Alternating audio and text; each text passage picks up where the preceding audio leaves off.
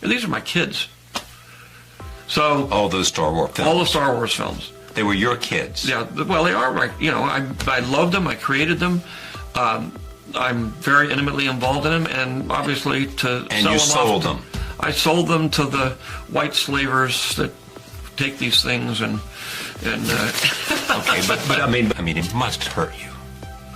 Well, no, it's your family. It's the last story. It's your story. But it's in the end, you. But I knew there's 3 more stories, and I knew that was going to probably take, to do it right would take about 10 years. And I said, I'm 70. I don't know whether I'll be here when I'm 80. Every 10 years the odds get less. And so I said, and I'm not ready to do that because I want to do these other things. So I have to make the decision on my own that it's time for me to move. Disney is in damage control mode, and Bob Iger may be preparing to cut his losses on Star Wars for good. George Lucas once described Disney as white slavers, after selling them his cherished creation, a harsh and prophetic statement that feels more relevant than ever as Disney's stewardship spirals out of control. The fallout has reached a crisis point. Gina Carano's lawsuit, Kathleen Kennedy's controversial reign at Lucasfilm, and relentless fan backlash have all contributed to turning this beloved franchise into a financial and cultural disaster. Rumors are swirling that Iger is desperate to sell, hoping to escape a collapsing empire built on Kennedy's missteps. Billions have been wasted, major projects like the Rey movie and The Acolyte are in turmoil, and a woke agenda has alienated the very fanbase that once made Star Wars a global phenomenon. Is this Kennedy's final bid for power, or simply a desperate attempt to salvage a failed legacy? We're diving into the scandals, failures, and corporate blunders that have pushed Star Wars to the brink of disaster. Buckle up, because this is the shocking story of Disney's Star Wars downfall, Lucas's breaking point, and what it means for the future of a once great franchise. When George Lucas referred to Disney as white slavers during the sale of Star Wars, his words were both startling and controversial. They encapsulated his deep disillusionment and frustration with the direction his beloved creation had taken. Lucas, who had poured decades of passion, creativity, and meticulous world-building into Star Wars, watched as his life's work was transformed into a product he barely recognized under Disney's control. While some may view his comment as excessive, it undeniably reflects the raw emotion of a creator grappling with a loss of control over something deeply personal. This comment, though inflammatory, captures the tension that exists between artistic vision and corporate interests. For Lucas, Disney's handling of the franchise likely felt like a cold, commercial machine overtaking the very soul of the story he cherished. Under Disney, Star Wars became a machine driven more by market trends, rebranding, and political agendas than by a genuine respect for its core essence. His choice of words, though harsh, speaks to how profoundly Lucas felt that the franchise had veered off course. It was not just a reflection of his personal loss but of a larger issue in the entertainment industry, where original creators often feel sidelined or betrayed by the very institutions they trusted with their work. Disney's alterations to canon, character arcs, and storytelling may have felt like betrayals of the themes and narratives Lucas had labored to craft over the years. The bitterness behind Lucas's words speaks to the painful reality that many creators face when their visions morph under the pressure of corporate influence. Is there a problem, though, at Disney Animation? Has the loss of John Lasseter years ago, for example, been a blow that you haven't been able to recover from? Well, first of all, the studio and its movie assets are #1 at the global box office this year so far. That said, we're extremely realistic, and I'm very objective about that business, and there have been some disappointments. We would have liked some of our more recent releases to have performed better. It's reflective, not as a problem from a personnel perspective, but I think in our zeal to basically grow our content significantly to serve our mostly our streaming offerings, we ended up taxing our people way beyond, in terms of their time and their focus, way beyond where they had been. Marvel's a great example of that. They had not been in the TV business at any significant level. Not only did they increase their movie output, but they ended up making a number of television series, and frankly, it diluted focus and attention. And I think you're seeing that is, I think, more the cause than anything else. And then I think there was I think you'd have to agree that there were some creative misses as well. I look at the company is 100 years old. Walt Disney went into the animation business starting with shorts in the 1920s, and obviously his big first feature with Snow White in 1937. If you look at his history, there were peaks and there were valleys. Every valley was followed by a peak, and I studied it very carefully. It's true in my predecessor Michael Eisner's days too. He had great halcyon days of Beauty and the Beast and Little Mermaid and Lion King, and just this tremendous success. And then there's a dip. I'm not suggesting we're necessarily in that, but I'm also not suggesting that we're in a peak either. That we have some work to do there in terms of improving our creative output. Did the loss of Lasseter, was it a blow to the company over time? Look, there's a lot of talent at Pixar. There has been turnover as well, not just John, but there's been other turnover too, and that may have had some impact. Marvel and Star Wars, too much. I mean, you almost indicated kind of it's been a little much. Do you pull back in a way? Yes. You do? Yeah. Yeah, you pull back not just to focus, but it's also part of our cost containment initiative. Right. Spending less on what we make and making less. The idea that Bob Iger would sell Star Wars isn't as far-fetched as it might seem, especially considering the current state of Lucasfilm under Kathleen Kennedy's leadership. What was once a multi-billion-dollar cultural juggernaut has been hemorrhaging money and goodwill, with flops like The Acolyte, the divisive reception of Disney's sequel trilogy, and major project cancellations. In hindsight, Disney's $4 billion acquisition of Lucasfilm in 2012 appears to have been a poisoned chalice. The timing of rumors about a potential sale, particularly following Gina Carano's lawsuit victory, adds weight to the idea that Disney is scrambling, desperate to distance itself from the fallout of Kennedy's controversial decisions. Carano's legal victory is especially significant, as it exposes the depth of Disney's internal turmoil. Carano, beloved by many fans for her role as Cara Dune in The Mandalorian, became a symbol of Disney's woke agenda backfiring. Her controversial firing sparked outrage, with many feeling Lucasfilm was more focused on social messaging than on telling a compelling story. Now, with reports suggesting Carano has either won or settled her case, her victory shines a light on just how chaotic Disney's handling of Star Wars has become. Kennedy's treatment of Carano was widely seen as a huge misstep, further alienating a fan base that was already on edge. It's no surprise, then, that Iger might be looking for a way out, perhaps even selling Star Wars to mitigate the damage. But is selling Star Wars truly on the table? Some insiders suggest it could be a strategic move to rebrand Disney as a company willing to cut ties with toxic assets and shift direction, a play for public redemption. Others, however, view this as a desperate attempt to shift blame, a PR stunt meant to distract from the systemic problems that have rotted Disney from within. While the sale could signal a desire for accountability, the cynics among us see it as nothing more than distancing Iger from a failure while leaving the broader issues in place.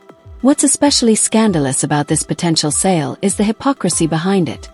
Disney may be willing to sever ties with a franchise it mishandled to appease shareholders and salvage what's left of its reputation. But at what cost? Selling Star Wars would essentially mean admitting what fans have been saying for years, that Kathleen Kennedy's agenda-driven storytelling, her dismissive attitude towards legacy characters, and her contempt for the original fanbase have all played a major role in driving the brand into the ground. Yet Kennedy, allegedly seeking one final win before retirement, seems determined to salvage her legacy, as if one more project could undo the damage of the last decade. So, is Iger selling Star Wars to clean house? Or is it just a move to shift the blame while leaving the mismanagement intact? Either way, it reeks of desperation. Until Disney acknowledges why fans are angry and takes real action rather than relying on press releases, their problems will likely persist long after any sale. The financial and cultural damage caused by Kathleen Kennedy's leadership at Lucasfilm is staggering, and it's clear that the fallout isn't going away anytime soon. Feige's project was something announced in the press, or I suppose fandom, but there was nothing ever got developed. Right. We never discussed an idea. We did, as everybody knows, Kevin's a huge Star Wars fan, and if he did come up with something, I would be all ears. But that's never really happened. So it's not an abandoned project. It just didn't happen. Some of us think we're really great people, but in the real world, we're not. We're terrible people. You run your life in a very selfish way. and you think you're doing good when you're actually not. And at the same time, it's how do democracies turn back into dictatorships? It's happened through history forever and ever. When Disney acquired Lucasfilm in 2012 for $4 billion, the expectation was clear: a never-ending stream of billion-dollar blockbusters and global fan adoration. What they got instead was a series of controversies, creative misfires, and alienated fans, a nightmare for even the most seasoned executives. Let's cut to the heart of it. Kathleen Kennedy's leadership at Lucasfilm has been marked by major financial misfires that have severely tarnished the Star Wars brand's once pristine reputation. We're not just talking about underperforming films here. We're talking about systemic decay. The sequel trilogy, which started with The Force Awakens, initially appeared to fulfill the promise of a new era for Star Wars. It raked in $2 billion, riding a wave of nostalgic hype. But things quickly began to unravel with The Last Jedi.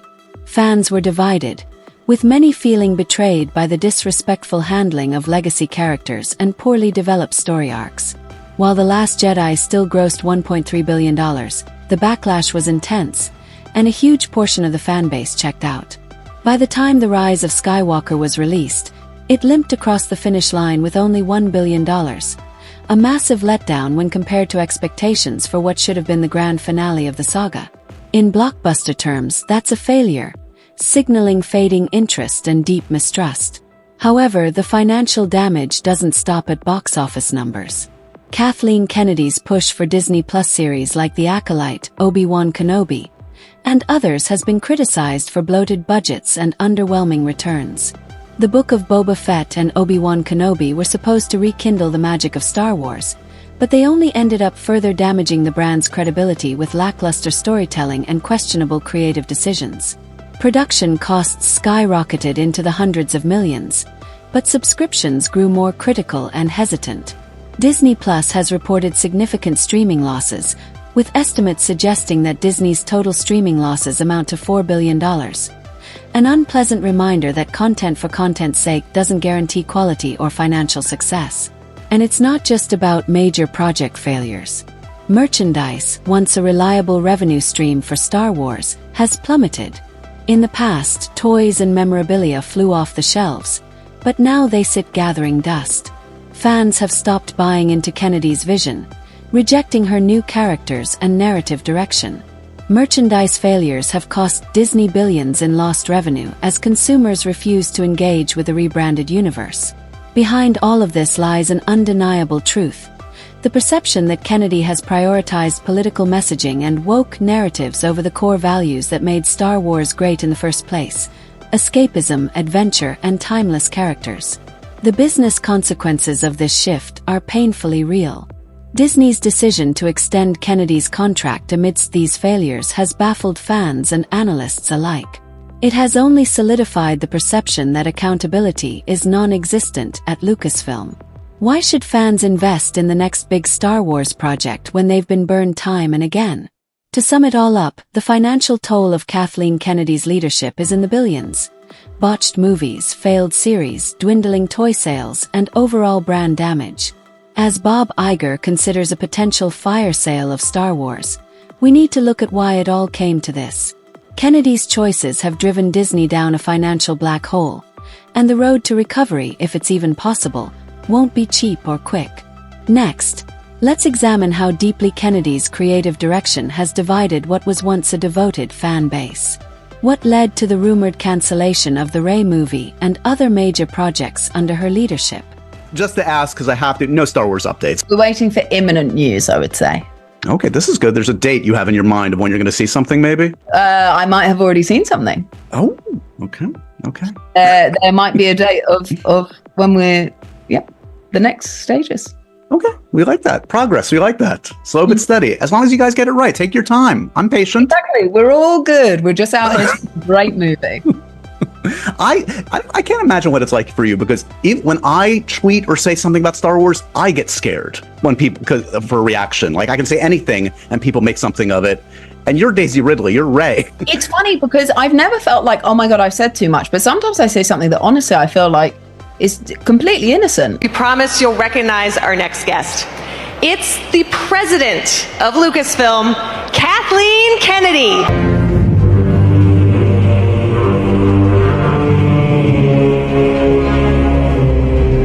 Thank you so much for joining us. This is great. Fucking retards. Everybody looks so good. I walked the floor this morning. I saw all the stupid stuff. I didn't have enough time to go back and buy things, but I will. But not really. So it's just a sea of people. Sea of people. Sea of people. You know, I actually hate Star Wars. Fantastic. Now, I know this is Star Wars Celebration, but my first question is actually about Indiana Jones, if we'll allow it. Fuck. For you personally, having been a part of Indiana Jones from the beginning. It's Star Wars, not IndyCon, you dumb cunt. Anyways, I don't even care about Star Wars. It's just I hate men and we should destroy them all. Let's talk about Star Wars, because it is Star Wars Celebration.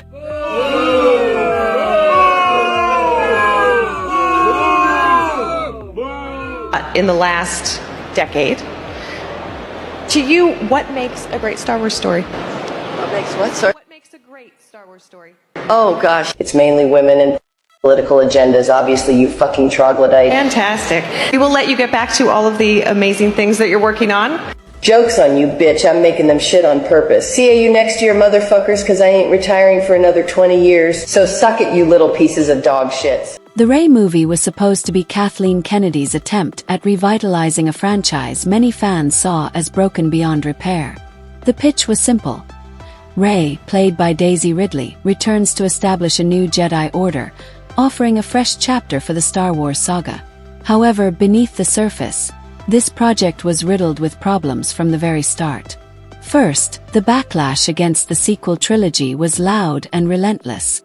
Fans were already skeptical of Kennedy's ability to craft a compelling narrative, especially after what many viewed as the character assassination of Luke Skywalker and the mishandling of beloved legacy characters.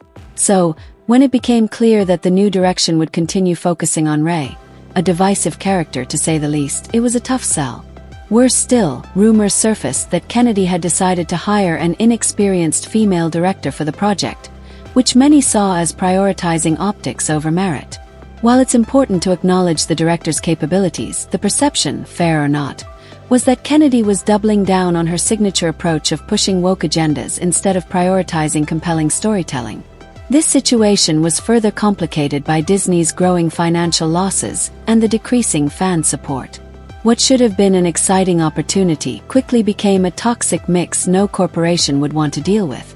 Rumors of creative differences emerged, with insiders suggesting that Kennedy and the director clashed over the film's vision, leading to a creative impasse. When a film's development becomes mired in disorganization, executives start to smell disaster, and in this climate, Disney wasn't going to risk another failure. But it isn't just the Rey movie that's been struggling under Kennedy's leadership. Other projects like The Acolyte, Rangers of the New Republic, and various spin-offs have faced their own issues. Delays, budget overruns, and lukewarm receptions. The common thread running through all these struggles is a lack of cohesive storytelling and an over-reliance on divisive themes that have left the core fan base feeling alienated. Kennedy's attempt to reshape Star Wars into a vehicle for modern socio-political narratives backfired. What should have been an evergreen saga of hope, heroism, and adventure became a battleground for cultural wars. Is it any wonder that projects continue to fall off the radar? Insiders also point to Kennedy's so-called leadership style as a significant factor in the downfall. Reports suggest that she micromanages projects, demands control over narratives, and frequently clashes with creatives in Hollywood. That's a recipe for deadlocked projects and stifled creativity. While a strong producer can guide a vision, Kennedy's track record has been more about alienating fans, directors, and even actors who don't fall in line with her vision. The rumored cancellation of the Rey movie, then, is symptomatic of a much deeper issue. A franchise gasping for air under poor creative management, struggling to stay relevant while simultaneously alienating its core base. Disney seems to recognize that continuing with Kennedy at the helm could lead to even more catastrophic losses, and shelving projects may be seen as the only viable way forward. So, the fate of the Rey movie wasn't sealed just by fan backlash or one bad hire. It was doomed by a series of misjudgments, stubborn agendas, and Kennedy's polarizing influence. Now, let's tackle the next question. Why has Disney's woke agenda for Star Wars become such a controversial lightning rod? Can the Star Wars brand be salvaged after years of fan discontent? Or is it permanently broken beyond repair? It's a question that cuts to the heart of what Lucasfilm and Disney must address, and while there's no easy answer, one thing is clear. Star Wars is on life support. Lucasfilm and Disney must grapple with, and there's no easy answer. But make no mistake, Star Wars is on life support.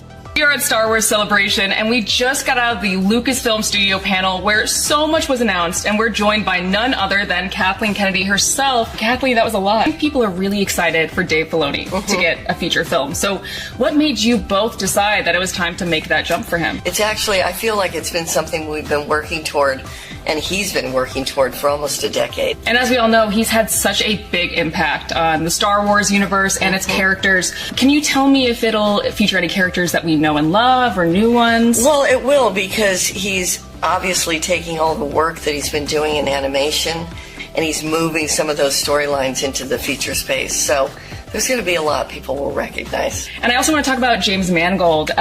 Did you see his work on Indiana Jones 5 and think, all right, this guy needs a Star Wars? I've been following Jim for a long time. Yeah. I mean, his work has been consistently so good. Certainly when he did Indy 5, it was clear that he's a real filmmaker, and he loves movies, and he loves Star Wars. He always has. And of course, it was so exciting to have Daisy back today. That was huge. What point in Rey's life where we got to rejoin her? Well, we're 15 years out from Rise of Skywalker. Right. We're kind of post-war, post-First Order, and the Jedi are in disarray. And there's a lot of discussion around who are the Jedi, what are they doing, and she's attempting to rebuild the Jedi Order based on the books, based on what she promised Luke. You mentioned Luke, and I think he almost seemed like almost a cautionary tale in the most recent trilogy. Will we see any of that play with Rey at all? Certainly, the spirit of what he represents to her is going to be significant. And as you mentioned, it's 15 years after the Rise of Skywalker. So are the other two films, do you see them more as standalone movies? Oh, yeah. We say standalone now. A lot of the storytelling, as you can see in the work that we've been doing in television, we started as a standalone idea, and then it's grown. But I don't want to make a commitment to that until we really get into it and see how it plays. The damage to Star Wars has been years in the making under Kathleen Kennedy's tenure. What was once a galaxy of hope and adventure has gradually become a battleground of creative missteps and ideological pandering. Fans who grew up idolizing Luke Skywalker's heroism and Han Solo's swagger were left confused by a franchise that seemed intent on deconstructing its own legacy. And this, at its core, is where the discontent lies. Disney's approach to Star Wars has not been about building on the past, but about tearing it down and rebuilding it in a new, divisive image. The sequel trilogy exemplified this shift. When Luke Skywalker tossed away his lightsaber, it felt like a symbolic rejection of everything the character once stood for. Many fans felt betrayed by this choice, as the treatment of iconic characters like Luke, Han, and Leia didn't just represent a narrative decision. It seemed like an intentional erasure of the past to prop up new, underdeveloped characters. That's not how you maintain generational loyalty. And Disney learned that lesson the hard way. The result? Fan divisiveness, dwindling enthusiasm, and a once thriving brand losing its cultural luster. So, is it too late to turn things around? Some argue that Star Wars has been tainted beyond repair. Years of divisive movies and lackluster Disney Plus series have left deep scars. Trust, once broken, is incredibly difficult to rebuild. Merchandise sales have dropped, excitement for new projects has waned, and the Star Wars fatigue narrative is all too real. Bringing the franchise back to life would require a monumental effort and, more importantly, a true shift in leadership and vision, one that prioritizes storytelling over agendas. Yet, there is still a glimmer of hope. The Mandalorian proved that Star Wars can still capture the magic when done right. The show succeeded by respecting the lore, crafting compelling characters, and giving fans what they've been craving: escapism and adventure, without a heavy-handed message.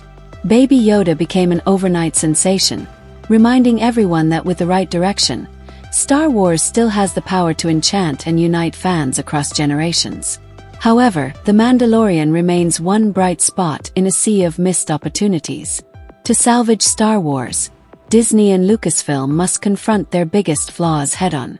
They need to listen to the fans who have kept the galaxy alive for decades, rather than dismissing them as toxic. Bringing back beloved characters, telling stories that honor George Lucas's original vision, and reining in politically charged narratives are essential steps toward regaining trust. But will they have the courage to make those changes? That remains to be seen. Ultimately, the answer to whether Star Wars can be salvaged hinges on one word: humility. Disney and Lucasfilm must acknowledge their failures, learn from them, and show a genuine desire to heal the rift they've created with fans. Without that humility, every new project will be met with skepticism, every new character will be judged harshly, and every nostalgic nod will be seen as a desperate ploy. The brand's fate is hanging by a thread, and if that thread snaps, Star Wars could become nothing more than a relic of squandered potential and misguided ambition. So, can Star Wars be salvaged? Perhaps, but only if drastic changes are made, and soon. Now, let's move on to why Kathleen Kennedy's alleged desire to retire only with a win may be one of the biggest obstacles to any potential redemption for the franchise. I was interested in doing a film that could affect kids, and I'd studied mythology and everything, and I decided I'm going to make a modern myth, and which teaches, again, the basics of what you have in a society, because mythology is there to glue a society together. It gives you common ideas about who you are, about what your society is, what you believe in, what your God is, what your values are, and it's based on the psychological motifs behind myths. I disliked the business of Hollywood intensely. When I had that choice of Star Wars being a success, I said, I'm going to try to make a go for it.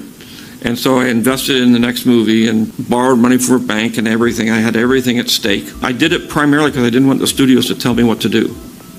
I didn't want them coming and commenting on my work and putting their little ideas in there. And because I needed to make sure I controlled the vision and not have it be diluted by a lot of other people, I ended up with a company, and the company was successful, and movies were successful. It was my long-term wish that if George ever decided to focus on other things, he'd consider making Disney the new home for Star Wars. I pitched that concept to George a few years ago, the idea of buying Lucasfilm, and I promised him that we'd respect the legacy and bring the amazing storytelling of Star Wars to a new generation. And I stand here today feeling extremely grateful. Creators lost sight of what their number one objective needed to be. We have entertained with values and having a positive impact on the world in many different ways. I'd use Black Panther as a great example of that. Entertain, and if you can infuse it with positive messages, have a good impact on the world, fantastic. But that should not be the objective. When I came back, what I've really tried to do is to return to our roots, which is, remember, we have to entertain first. It's not about messages. That's the harsh reality of where Star Wars stands today.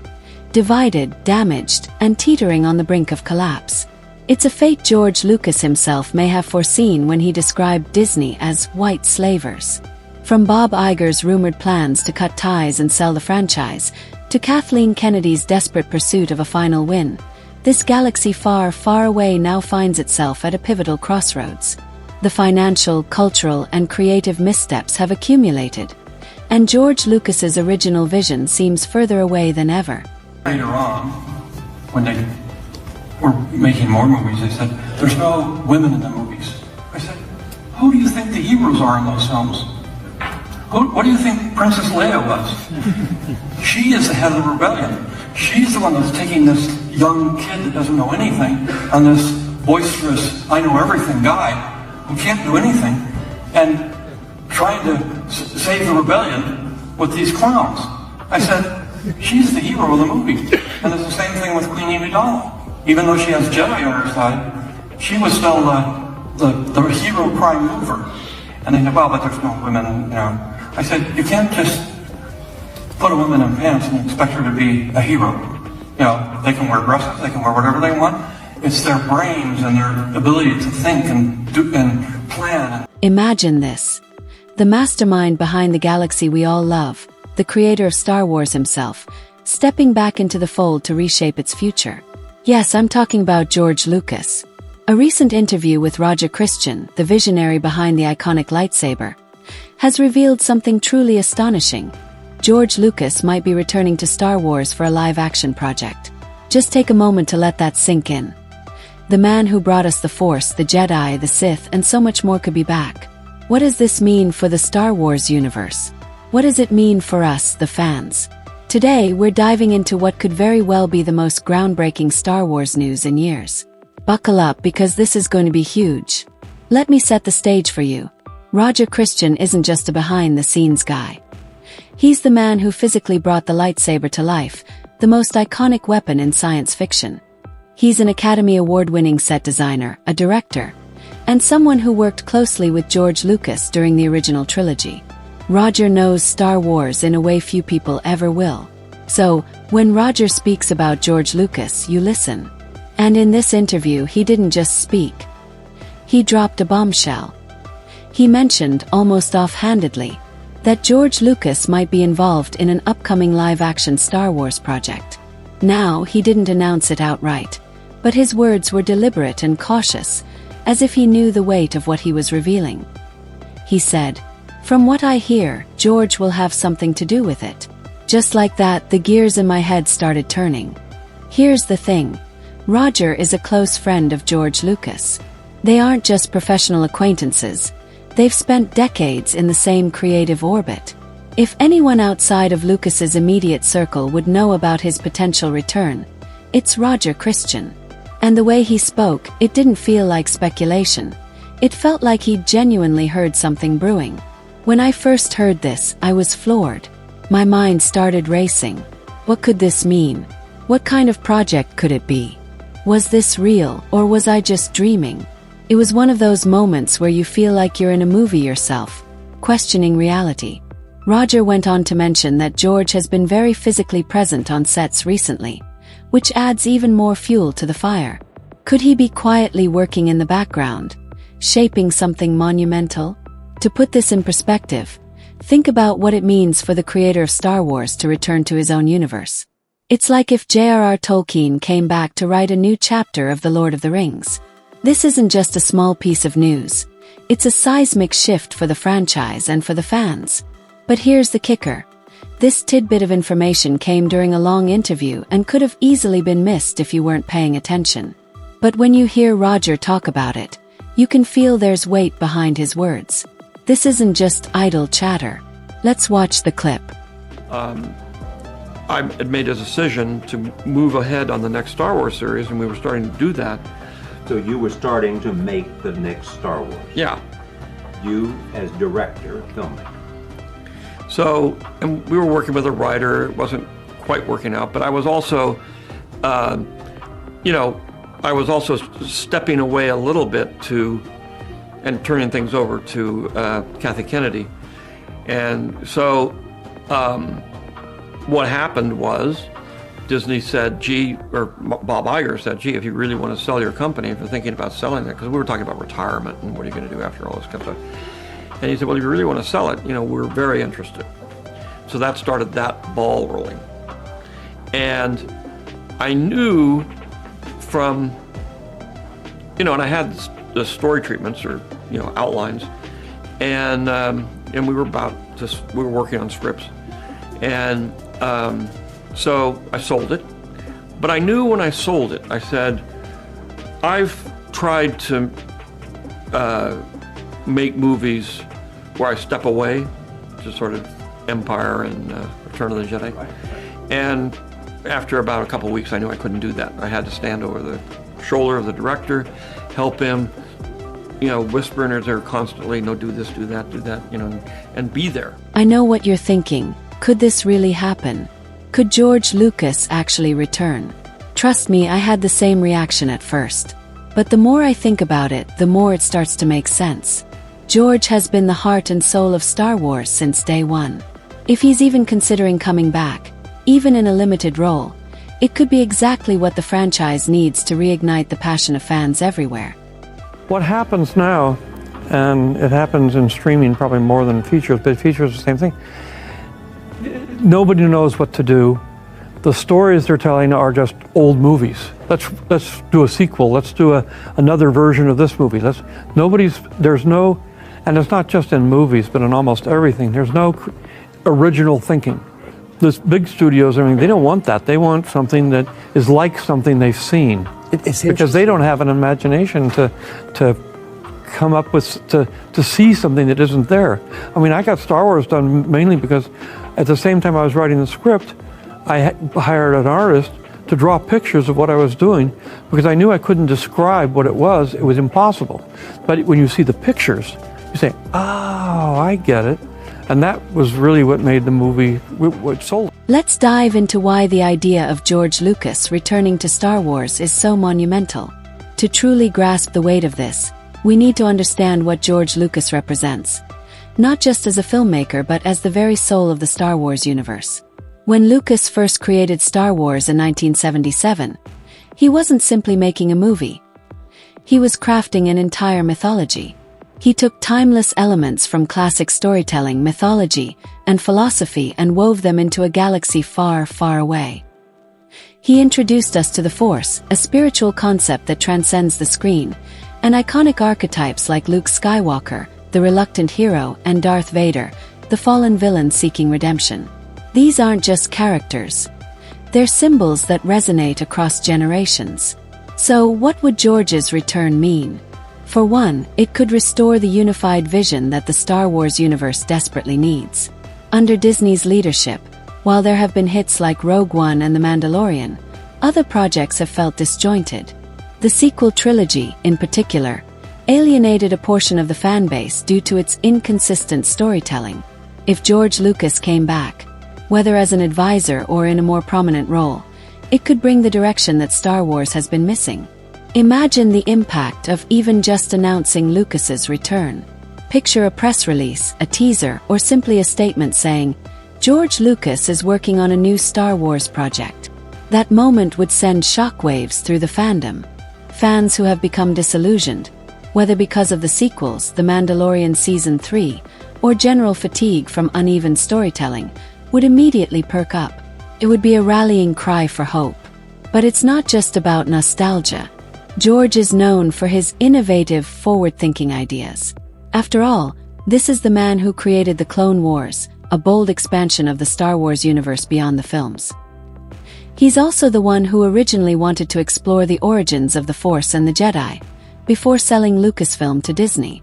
In fact, he had plans to delve into the ancient history of the galaxy, focusing on when the Force was first discovered and the Jedi Order was formed. Interestingly, Disney is now moving in that direction with their Dawn of the Jedi project. Could it be that George is stepping in to help oversee or even contribute to this story? The timing feels almost too perfect. Imagine him bringing his original vision for the origins of the Force to life. That would not only be a gift to the fans but could also help bridge the gap between the old and new Star Wars.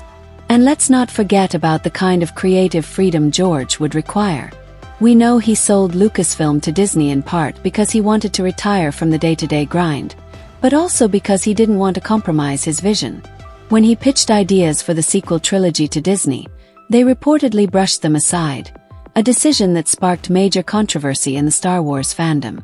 If George were to return, it's hard to imagine him doing so without some guarantee that he would have the creative freedom to tell the story his way. But I think he's coming back, you know. I'm pretty sure now that he's doing a series. I think that they're now bringing him into the fold, from what I hear, because there's a Star Wars live-action series coming, and I've got a strong suspicion that George will have something to do with that. That's what I'm thinking is, and I might be prophesying. Are you pulling my leg?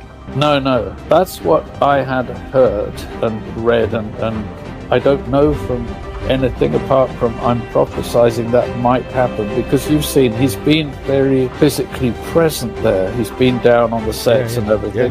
And Dave Filoni has done such an incredible job of being George and bringing back everything that George... He's I always say, you know, and Dave gets a lot of flack just as George did, but he is the only sort of the closest thing we have to George there. I think Jon Favreau does a good job. Now, let's explore the potential ripple effects of George Lucas's return. This isn't just about one project. This could set a new tone for the entire Star Wars franchise. Fans have been clamoring for authenticity, for stories that feel like they emerge from the same creative wellspring as the original trilogy. George Lucas's involvement could provide exactly that. It would also send a powerful message to creators like Dave Filoni and Jon Favreau. They'd have the freedom to lean even more heavily into the legacy of Star Wars while remaining true to its core values. But here's another layer to consider: the inevitable backlash. There will always be a subset of fans who are skeptical. Some might point to the divisiveness of Lucas's later works like the prequels, but let's be honest, the prequels have aged remarkably well. The younger generation that grew up with them now cherishes them as much as older fans cherish the original trilogy. Imagine how that same generation would feel knowing the creator of their childhood heroes is coming back to shape their future. The significance of George Lucas's return can't be overstated. Whether he's writing, directing, producing, or simply advising, his presence alone would shift the narrative around Star Wars. This isn't just about nostalgia, it's about returning to the source, the heart, the very force that binds this galaxy together. When news like this breaks, the Star Wars fandom lights up like a supernova. And let's face it, this community is one of the most passionate and sometimes divisive fan bases out there. So how are people reacting to the idea of George Lucas potentially returning? Let's dive in. First off, there's an overwhelming wave of excitement and hope. For many fans, George Lucas isn't just the creator of Star Wars. He is Star Wars. The prospect of him returning feels like the restoration of balance to the Force. You can see it all over social media.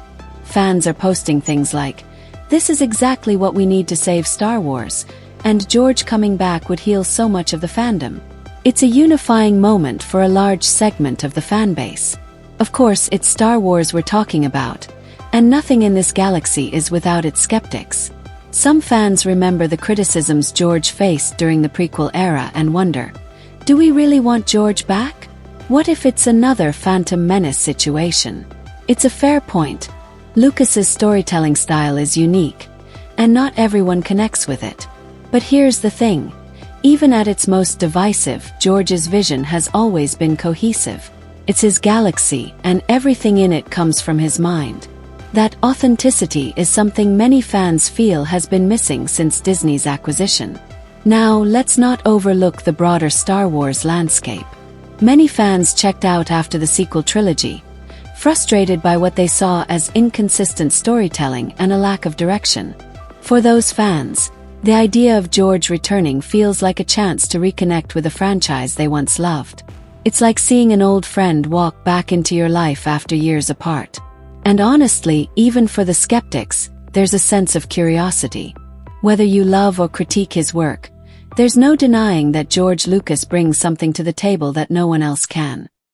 George Lucas rejects critics who think his films are all white men or sexist. What's this? You know, they would say, well, it's all white men. Most of the people are aliens. And the idea is that you're supposed to accept people for what they are, even if they're big and furry, or whether they've got they're green and whatever. The idea is all the people are equal. As I said, there's no women in the movies. Who do you think the heroes are in those films? What do you think Princess Leia was? She is the head of the rebellion. She's the one that's taking this young kid that doesn't know anything and trying to save the rebellion. She's the hero of the movie. When I sold the company, I just sort of said, I had a baby girl, I got married, I had a different life, because I knew it would take me another 10 years to make those films. And I was 69, and I said, I'm not gonna be doing this when I'm 79. It's time to let go and let somebody else do it. Then they started other ones when I sold the company, and they, a lot of those ideas that were in there sort of got lost. But that's the way it is. If you give it up, you give it up. And then there's the elephant in the room, the corporate side of things. A lot of fans are wondering how much freedom George Lucas would actually have. Disney is a massive machine, and while Lucasfilm operates under its banner, it's hard to imagine a scenario where George would have carte blanche. That's where the skepticism creeps in. If Lucas were to return but face creative restrictions, it could lead to more frustration than excitement. Fans want George back, but only if he's allowed to be George. Interestingly, this news has also sparked debates about the current leadership at Lucasfilm, particularly Kathleen Kennedy. Over the years, she has become a polarizing figure among fans. Some blame her for the perceived missteps in recent Star Wars projects, while others credit her for taking risks and keeping the franchise alive. If George were to return, would it signal a shift in leadership or creative direction? And if so, what would that mean for the future of Star Wars as a whole? The reactions aren't just limited to hardcore fans. Creators, YouTubers, and even journalists have started picking up on the story. It's fascinating to see how quickly this narrative has spread. Within days of Roger Christian's comments, articles started popping up, and YouTube videos speculating about George's return flooded timelines. It's proof that even the mere possibility of George Lucas being involved in a new Star Wars project has the power to dominate the conversation. At the core of all these reactions, there's one common thread: hope. Whether fans are cheering, debating, or cautiously optimistic, the idea of George coming back reignites something deep within the Star Wars community. It's a reminder of why we fell in love with this galaxy in the first place. Because at its best, Star Wars isn't just about lightsabers and space battles. It's about storytelling, imagination, and the hope that no matter how dark things get, there's always a way back to the light. Star Wars is bad. The quality is bad. The writing is bad. The acting is bad.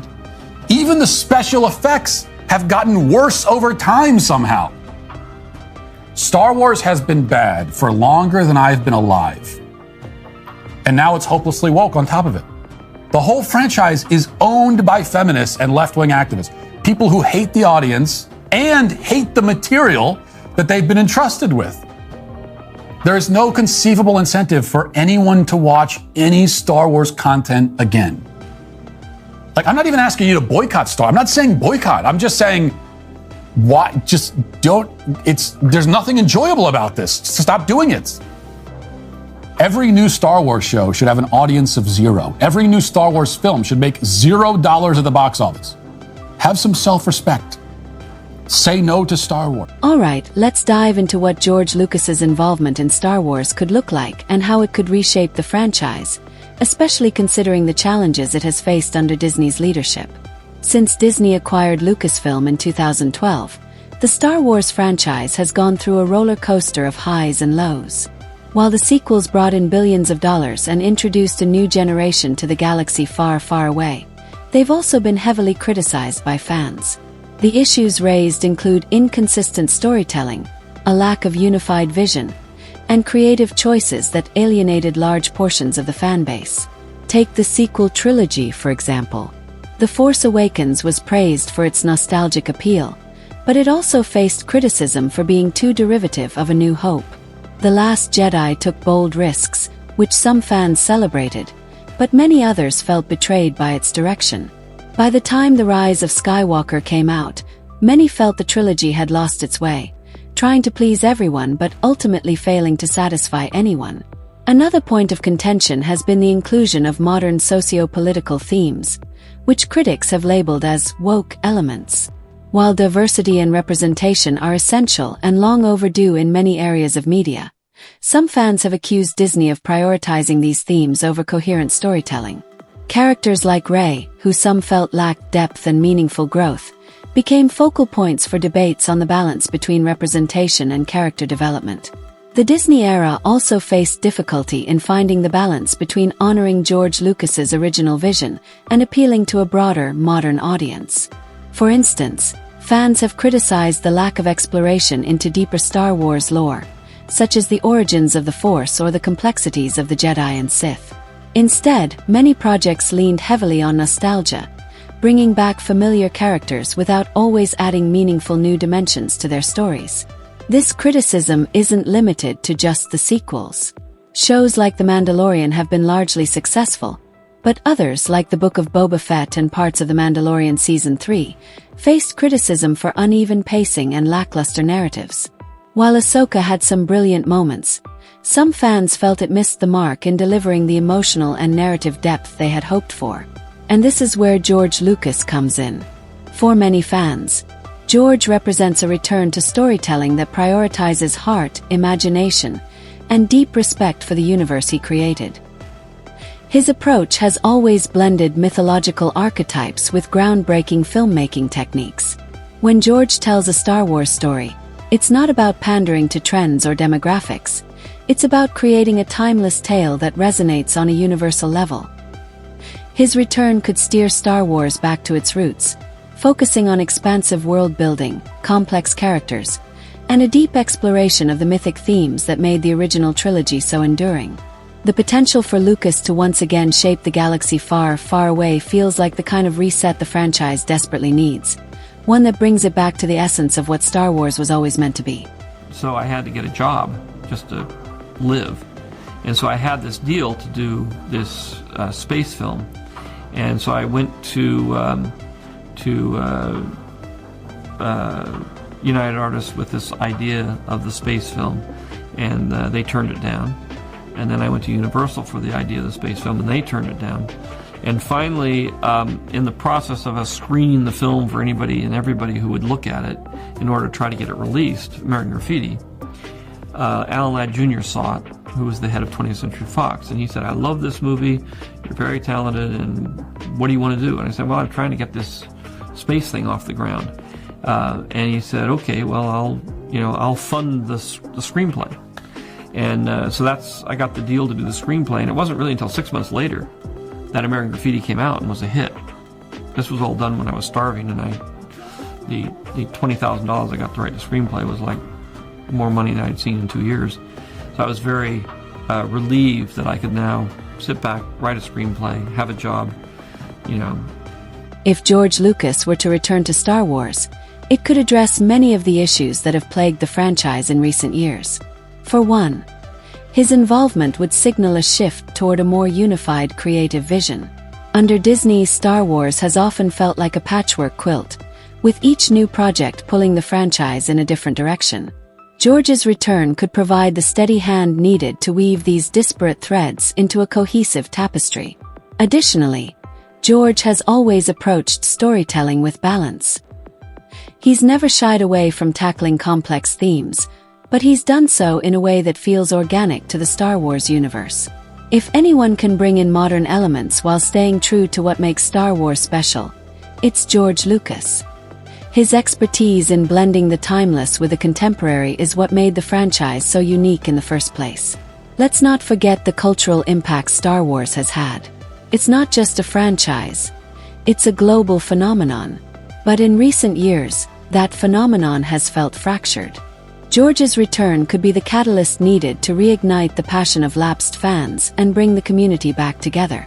Imagine the excitement, speculation, and pure joy of knowing that the original creator is once again steering the ship. Of course, there are questions about how much creative freedom George would have under Disney's watch.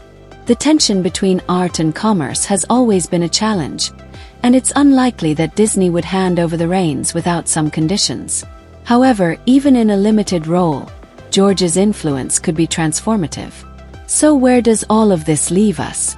The possibility of George Lucas returning to Star Wars, even in a limited capacity, is nothing short of monumental. For years, fans have debated, speculated, and dreamed about what it would mean for the original creator to once again step into the galaxy he built. And now, with whispers of his involvement growing louder, it feels like the spark of hope many of us have been waiting for. Of course, there will be challenges. Disney's corporate structure, the expectations of a modern audience, and the baggage of recent years won't disappear overnight. But if anyone can navigate those obstacles, it's George Lucas. After all, he's done it before, creating not just a film franchise, but a cultural phenomenon that has endured for nearly 5 decades. Thanks for joining me on this journey today. If you enjoyed this discussion, be sure to like, comment, and subscribe for more. And as always, may the Force be with you.